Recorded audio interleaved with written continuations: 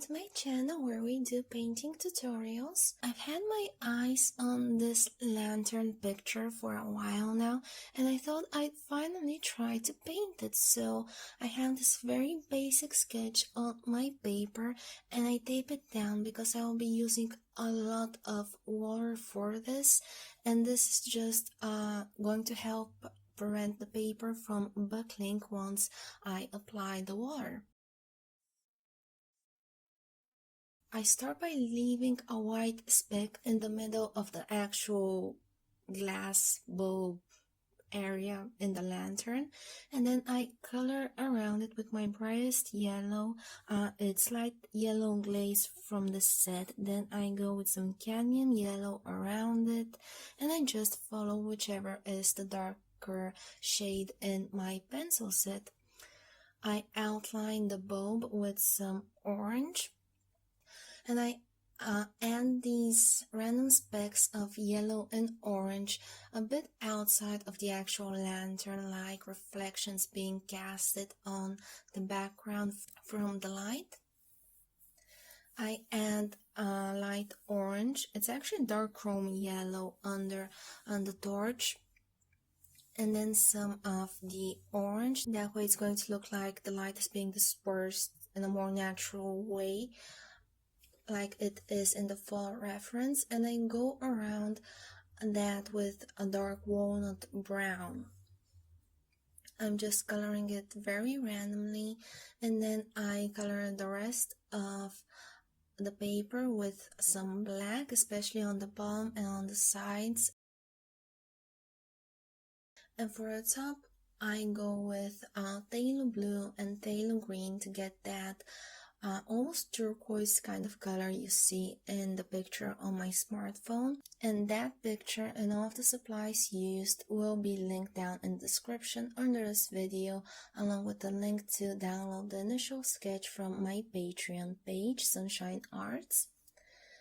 I take on this mistifier. It's just a water spray ball I use for watering my plants, and I spray 2 to 3 times onto my drawing. I place it so the spray hits directly in the center of the lantern where I want it to be the lightest, and then I pick up some of the excess water from that center. I want a white speckle right in the middle, and I leave it to air dry fully. As you can see, it has dried much lighter, which is normal because I used a lot of water for this.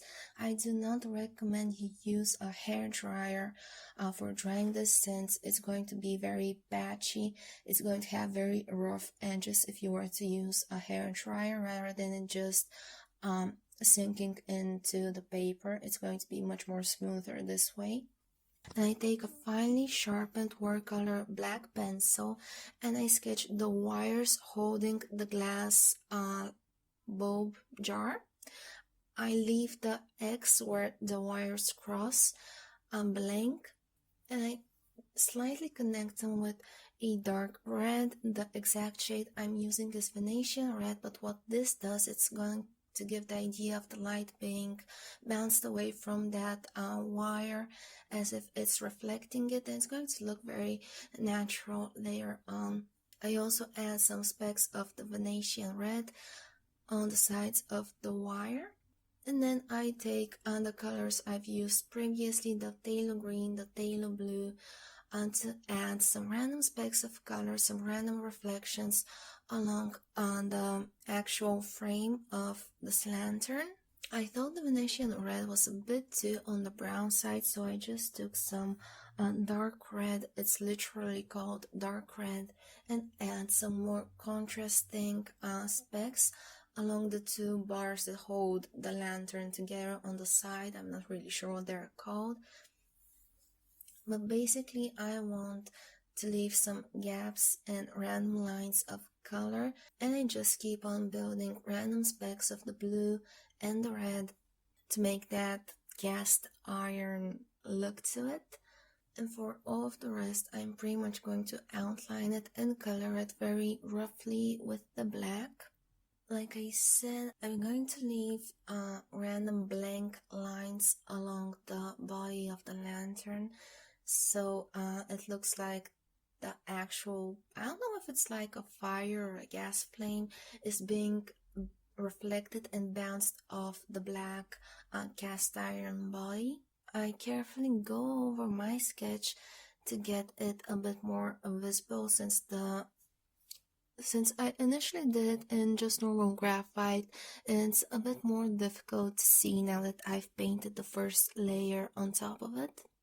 I'm going to divide the side pieces in half lengthwise, and I'm going to color the outer one darker and leave more specks blank in the one towards the actual fire. I'm coloring around those red specks I added on the left side of the stop section very gently with the black, even blending a bit while it's still dry, just mixing the colors, just to make sure they're transitioning smoothly. Then again, I divide the side piece in half and color the outer side in just some black, leaving the inner side lighter. And I'm just taking advantage of that first layer I did with the mystifier. So the existent orange and yellow colors I have are the reflections I get on the actual lantern, if that makes any sense. Then I thought I'd make like a table or a surface on which the lantern is sitting, just take some artistic liberation, if you will. And I color the bottom of the lantern where it's placed with just some black and some of the walnut brown. I make sure my brush is perfectly clean and then start to gently go over of the colors I have applied. I start from light to dark, like always. I start from those dark red specks of colors I have, and I just brush over them and brush over the black. I'm not being too careful about this to make sure it's perfectly smooth, because some textures are going to be very nice for this, since we are painting what looks to me like it's iron or metal. I leave some blank spots on the inner side of the two side pieces that are holding the wires and the bulb. And I blend the top piece again from light to dark, from the red towards the black. I clean my brush and then I blend from any specks of blue I have added towards the black. You can obviously also use a normal wooden handle brush for this, since the areas we're painting over are very tiny and you don't have to worry about it drying too fast on you. The only reason I usually use this reservoir watercolor pen brush is because watercolor pencils tend to dry very fast, and you need a constant water supply to make sure you can take your time, because some brands and some papers, once it dries, it cannot be reactivated, and it's just a way to make life much easier by using one of these instead of a one-handle one. But again, since we're barely using any water anymore, since we're barely using any water with the brush, and the areas are very tiny, a normal brush would work just as nice. I'm just following the lines of the various sections of the lantern's shape. I won't have a bright reflection right there beneath the actual lamp that's being cast in oranges and yellows I'm using, that are left over from when I sprayed on it with the mystifier. And I just keep going with the blending. I go over the right side now, and since I'm right-handed, it's much easier for me to work from the left and the top left towards the right and the bottom right. That way I don't risk of randomly smudging around the paint. And if you're left-handed, then it may be much easier for you to work from the right towards the left and from the top right towards the bottom left of your paintings. Then I just go over that round or table or surface that I sketched with the walnut brown and the black.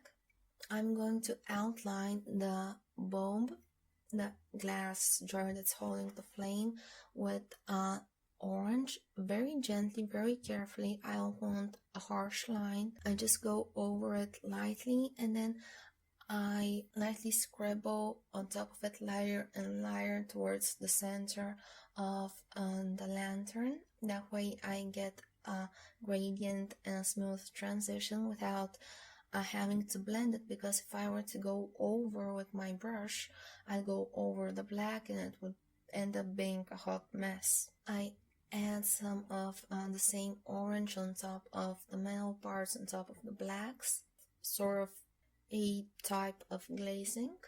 I didn't like how the bottom turned out, where the brown doesn't really bleed into the orange, so I go over it carefully once again with walnut brown, and I add some black. I just want it to be a bit smoother right there on the bottom. Some of the areas of the lantern ended up a bit too bright for my likings, a bit too much on the gray side, so I quickly go over them, make sure the painting is fully dry for this. But like I said, watercolor pencils dry very fast, so I don't have to wait for it additionally or go over with a hair dryer. It's already dry. I take some more orange to fix up that bottom part and make it more like a smooth gradient. Just going over very lightly with the orange, and I add a bit of yellow in the center of that reflection, darkening it up on the top side with some brown and some black.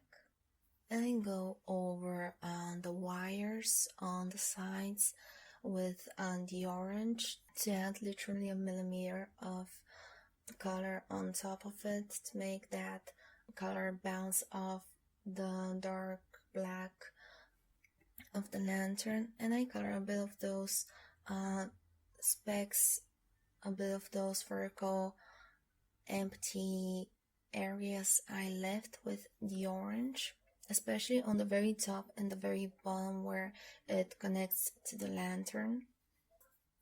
And just like with the surface, I didn't like how the background ended up being that light. Yes, I did use a lot of water, but I just add a bit of black on the sides, and then I blend it with my brush.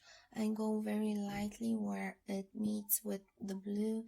I go from light to dark just to give the idea of glowing, I guess. And to be more comfortable, I just turn my watercolor pad in the other way so I can reach the other side comfortably and work from light to dark. Then I blend the bottom as well. I start in the middle of that orange section and I work towards the brown and the black in the bottom corners. With that, the painting is finished. I'm just gonna quickly go over with my hair dryer on medium heat to break down the adhesive from the tape. Special thank you to my Patreons for the month of June. I hope you all enjoyed this video. Please let me know if you like this, and if you have not already, please subscribe to the channel. It really helps. Thank you all for watching, and we'll see each other in the next video.